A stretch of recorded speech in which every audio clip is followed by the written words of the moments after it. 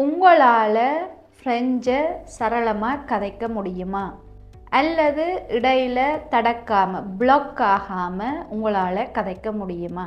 அப்படி கதைச்சி உங்களை நீங்களே ப்ராக்டிஸ் பண்ணுறதுக்கு உங்களுக்கு ஒரு பார்ட்னரை நான் சொல்ல போகிறேன். எல்லாரும் தனியாக கதைச்சி பழகுங்கன்னு சொல்ல கஷ்டம்னு யோசிக்கிறீங்க. இந்த வீடியோவில் என்ன சொல்ல போகிறேன்னு சொன்னால், உங்களுக்கான ஒரு பார்ட்னரை நான் உங்களுக்கு சொல்ல போகிறேன்.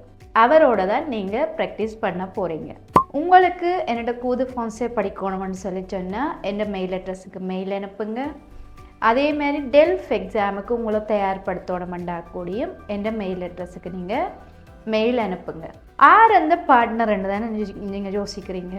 இருக்கிற ChatGPT நிறைய பேர் அதை பாவிக்கிறதே இல்லை. அந்த ChatGPTயை பாவிச்சு நாங்கள் எங்களோட ஃப்ரெஞ்சு கதைக்கிற திறனை கூட்டிக் கொள்ளலாம்.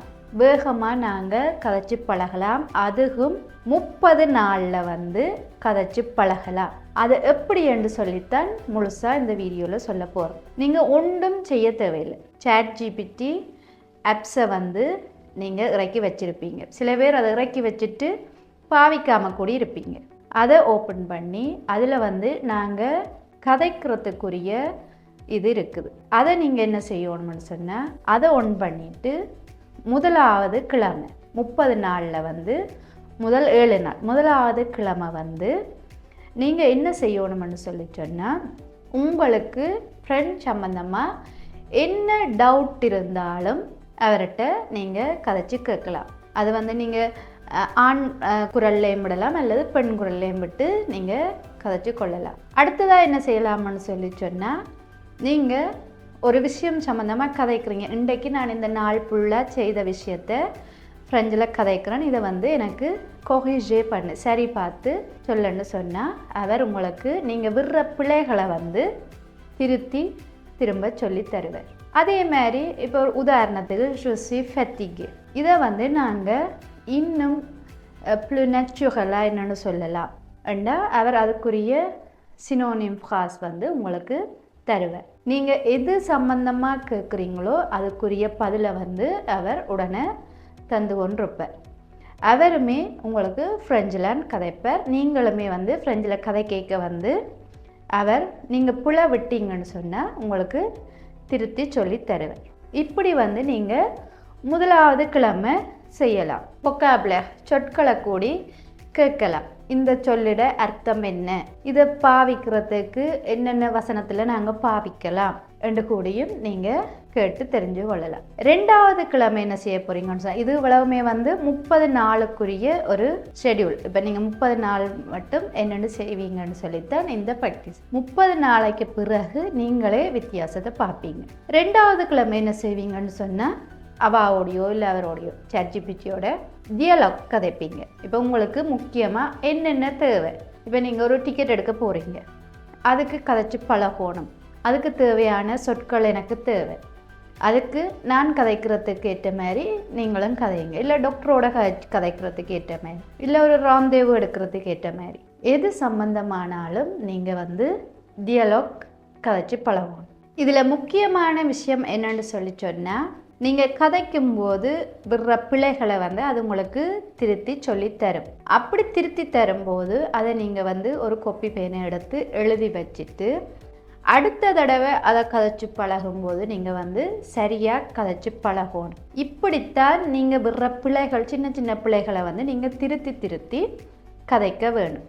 இப்படி நீங்கள் திருத்தி கதைச்சாலே இந்த 30 நாள் முடியேக்க உங்களால் ஒழுங்காக ஃப்ரெஞ்சு கதைக்கக்கூடிய மாதிரி இருக்கும். அதாவது சரளமாக. அடுத்தது 3வது கிழமை நாங்கள் என்ன செய்யணும்னு சொல்லி சொன்னால், வாக்கியங்கள் அமைச்சிட்டு அதை இது சரியான்னு சொல்லி நீங்கள் கேட்டு திருத்தி கொள்ளணும். சில வாக்கியங்கள் அமைக்கிற விதமும் நீங்கள் சரியாக இருந்தால் தான் அது கதை கேட்கையும் சரியாக வரும். அப்போ நீங்கள் சின்ன சின்ன வாக்கியங்களை அமைச்சு இது சரியா, இதில் இந்த ஆர்டிக்கல் சரியா, இல்லை இந்த ப்ரிப்போசிஷன் சரியான்னு சொல்லி கேட்டு அதையுமே தவறாமல் நீங்கள் திருத்தி கொள்ளணும். அடுத்தது 4வது கிழமை.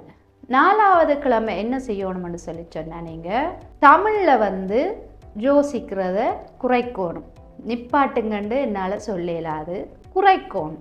இப்போ இப்போ நீங்கள் வந்து இப்போ எனக்கு களைப்பாக இருக்குது என்று யோசிக்காமல் ஷுசி ஃபெட்டிகே என்று டிரெக்டாகவே நீங்கள் ஃப்ரெஞ்சில் அதை சொல்லி பழகணும். இப்போ எனக்கு களைப்பாக இருக்குது, சோர்வாக இருக்குதுன்னு யோசிச்சுட்டு அதுக்கு பிறகு நீங்கள் அதை ஃப்ரெஞ்சில் சொல்லக்கூடாது.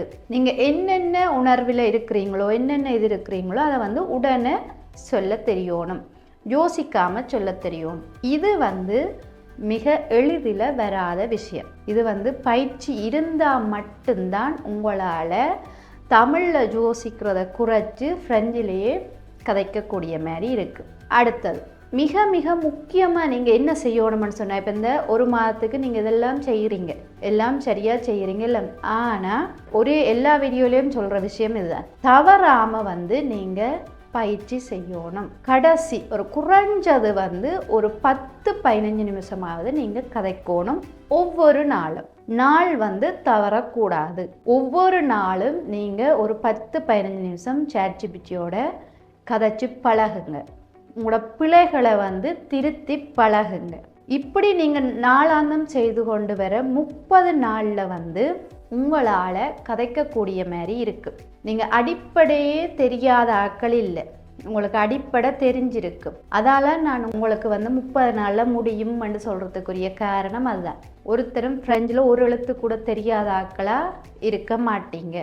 என்னோட கூது ஃபோன்ஸை வர எல்லாருக்குமே பார்த்தா ஏதோ ஒரு விதத்தில் நிறைய சொற்கள், நிறைய வாக்கியங்கள் எல்லாம் தெரிஞ்சிருக்கு.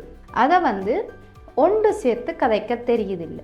அதே மாதிரி அவர்கிட்ட இல்லாத பிழை ஒன்று பயிற்சி செய்கிறது இல்லை. அதால் தான் நான் உங்களுக்கு சொல்கிறேன், நேரத்தை வீணடிக்காதீங்க. இந்த ChatGPTயை பயன்படுத்தி நீங்கள் 30 நாளில் கொஞ்சமாவது வாய் திறந்து கதைக்க பாருங்க. ஃப்ரெஞ்சை வந்து கான்ஃபிடெண்ட்டாக கதைக்க பாருங்க. இப்போ முதல் தடவை உங்களுக்கு கஷ்டமாக இருக்கும், திருப்பி தொடர்ந்து அதை ஒரு 10 நிமிஷம் 15 நிமிஷம் பயிற்சி செய்து கொண்டு வந்தீங்கன்னு சொன்னால் இலகுவாக உங்களால் ஃப்ரெஞ்சை கதைக்க முடியும். இந்த ChatGPT ஆப்ஸை வந்து என்னென்னு பாவிக்கிறேன்னு சொல்லி சில பேருக்கு தெரிஞ்சிருக்காது.